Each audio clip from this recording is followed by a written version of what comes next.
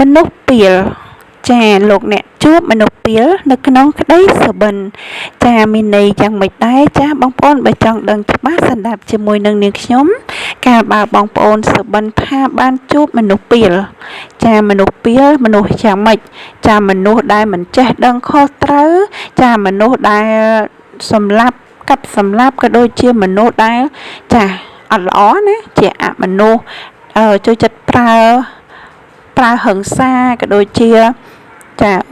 មើលទៅយើងអាចបាននិយាយបានថាជាមនុស្សពីលចាមនុស្សពីលតែងតែចាធ្វើអំពើអាក្រក់នឹងឯងចាបើសិនជាបងប្អូនសុបិននៅក្នុងក្តីសុបិនថាតើមានអត្ថន័យយ៉ាងម៉េចតោះបងប្អូនស្ដាប់ជាមួយនឹងនាងខ្ញុំកាលបើបងប្អូនសុបិនឃើញមនុស្សពីលបានជួបមនុស្សពីលចាបងប្អូនអត់ល្អទេលោកអ្នកត្រូវលុបលាងមុខរំដោះគ្រោះយល់សពនេះចេញចានោះយល់សពអាក្រក់អាចคล้ายមកជារឿងល្អវិញមិនអាច100ល្អមិនអាចល្អ100%បាននោះទេប៉ុន្តែអាចចាស្រោចស្រង់បានខ្លះត្រឹម10% 20% ក៏យើងយកមកដែរចាព្រោះសុបិននេះអត់ល្អទេតកតងទៅនឹងចាយើងចាជួបមនុស្សអាក្រក់ចាមនុស្សអាក្រក់មកយាយីចាំបំផ្លាញយើងអញ្ចឹងណាបងប្អូនយើងចាយើងអត់ល្អទេចាសុបិននេះគឺអត់ល្អទេមានអ្នកមកឲ្យទុកឲ្យទោសដល់យើងអញ្ចឹងហើយចាយើងត្រូវតែ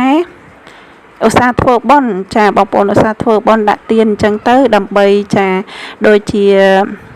ចាយើងរំដោះរាល់កម្មពៀដែលយើងមានណាចា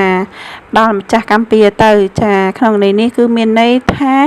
ចាលោកអ្នកត្រូវប្រុងប្រយ័ត្នខ្លួនឲ្យបានមែនតែនព្រោះមានអ្នកចានាំទុកនាំទោសមកដល់លោកអ្នកផងដែរដូច្នេះលោកអ្នកគួរតែចាធ្វើបុណ្យធ្វើទានចាឲ្យបានច្រើនបន្តិចដើម្បីចាឧទ្ទិសដល់ម្ចាស់កម្មពៀដែល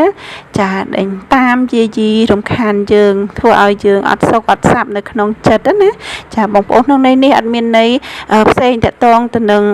ការរកស៊ីមុខរបរអីទេចាគឺន័យមានតែមួយទេគឺតកតងទៅនឹងចាមានមនុស្សមកចាធ្វើឲ្យយើងសោកសៅមួម៉ៅក្តៅក្រហាយនៅក្នុងចាចិត្តរបស់យើងឬក៏នៅក្នុងក្រុមគ្រួសាររបស់យើងចឹងហើយចាដើម្បីជាការរំដោះគ្រោះដ៏ល្អចាគឺមានតែធ្វើបុណ្យចាបញ្ជូនមគ្គផលឲ្យម្ចាស់កម្មពៀចាក្នុងនេះមានន័យតែមួយនឹងឯងចាសូមអរគុណចំពោះការតាមដានស្ដាប់